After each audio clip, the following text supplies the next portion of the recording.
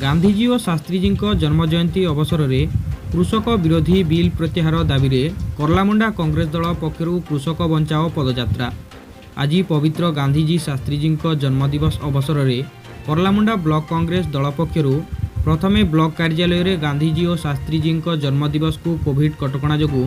सामाजिक दूरता बजाय रखी पालन करने पर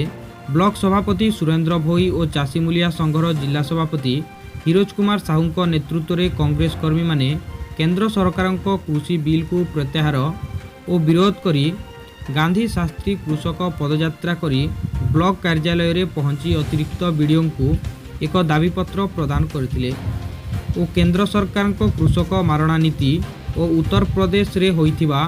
गणबलात्कार पीड़िता को न्याय देवा सह दोषी को कठोर दंड देवाई दाबी एठारे वरिष्ठ कांग्रेस नेता तथा साधारण कर्मी उपस्थित थिले।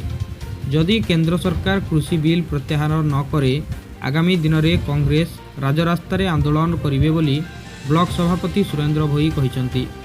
मोरामपुर प्रतिनिधि गोपी शंकर साहू रिपोर्ट ओडिशा खबर।